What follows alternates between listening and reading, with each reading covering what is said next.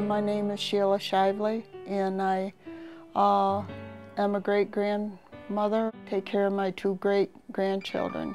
I've had Dominic since I was 3 days old, and then I got Cheyenne when I retired at 65.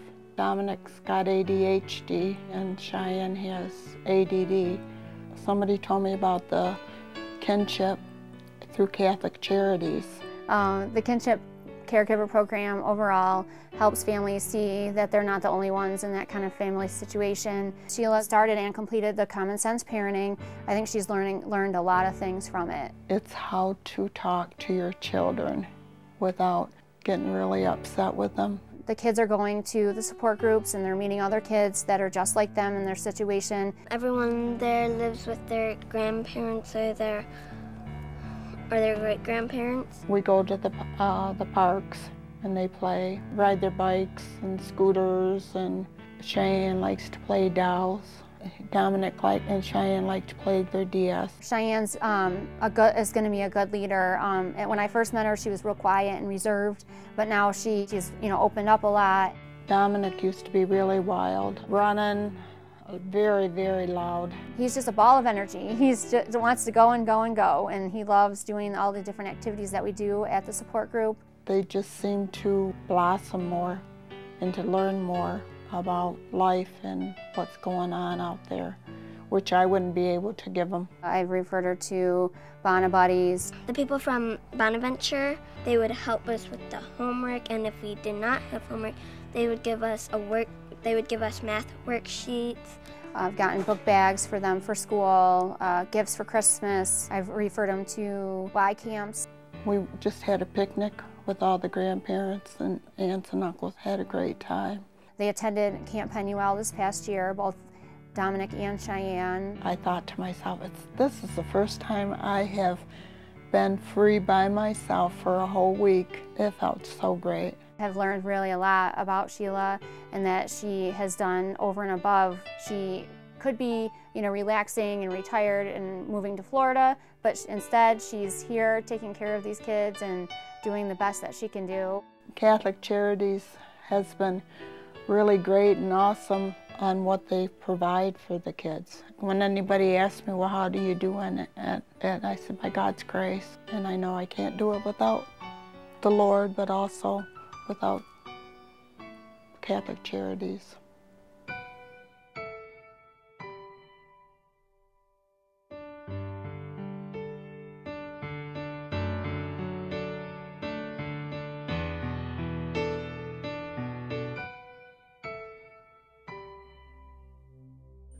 My name is Reverend James Davis. I am coordinator of the outreach ministries here at Hopewell Baptist Church. I oversee the prison ministry, evangelism, and outreach services. This was the vision of the pastor to have a strong outreach ministry. Minister James Davis is a very devoted, God-fearing man. What I would call a marvelous blessing to our congregation. As a whole, he brings a unique ministry that we had long needed. I came in contact with Reverend James Davis at one of our Erie County Reentry Task Force meetings. Very compassionate, and he was looking to try to start some type of group, a support group at his church, and wanted some program information and how would it go by doing that.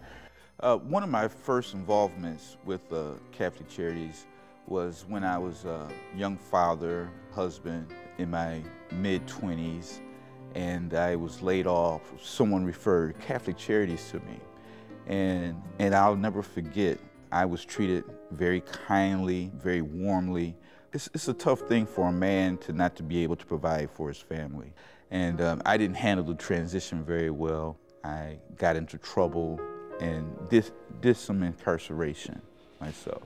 He was released from prison, and he went to our Kenmore Catholic Charities office. One thing I've learned from that experience is that how much people need other people. Well, Reverend Davis, he feels a need. There's a burning question, and the burning question is, what does your church stand for in your community?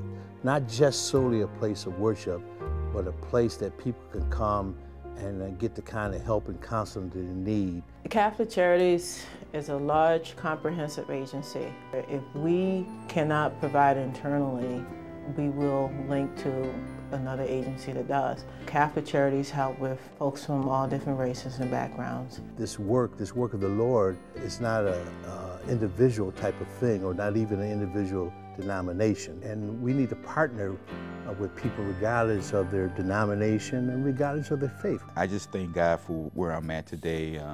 I have a lovely wife. My children are all grown up now and have great families, good families. It touches your soul to see that you touch another human being's life. One thing I love about what God has done in my life is that He's taken my misery and taken my shame, and He's made it my ministry. And we're praying that we can continue on to do good in our community with Catholic Charities.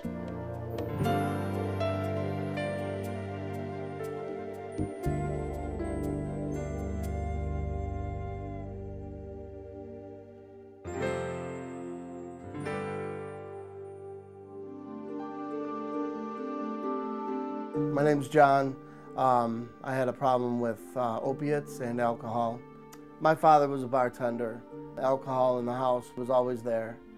My father actually shared beers with me. So I started drinking very young. I played football and lacrosse. I was MVP of both. I was offered hundreds of scholarships.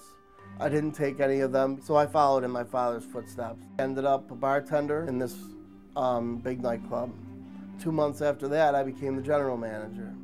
The bar got too much for me. I left that and got into construction. At that point is when I was introduced to opiates. I took them because I had a bad back, but didn't realize that they can become a problem. I said to myself, I gotta go back into bartending. So I met the mother of my baby. You know, my job was to drink. My job was to socialize. And while I'm doing that, I was informed that we were going to have a baby. I had a nervous breakdown, basically. And that's when I drank and drank and drank and became sick. My daughter left with her mother. I ended up with pancreatitis. You know, it was very painful to hear somebody actually say that you've ruined your body because of alcohol. And, you know, that was sad. But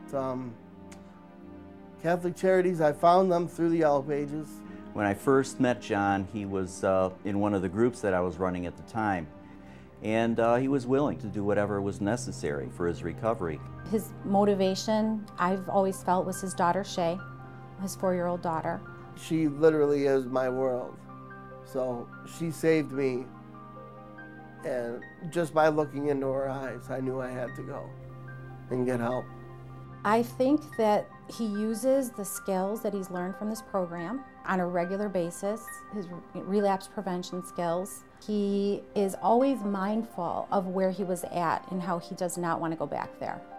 It's accountability, and my loyalty is two things that I got back that I cherish the most. I am loyal to this place. I would recommend this place to anybody. They always have motivating words. Kept me going. Get yourself into activities, which I've done. Walking is the best I can do right now. He currently is on the Suboxone program here at Monsignor Carr, which is very effective treatment in opiate addiction. We also specialize in what's called dual diagnosis. We don't just look at the chemical dependency, and we don't just look at the mental health. We treat the whole person. They're caring. They give you the right direction. And if you work with what they say, you can be successful.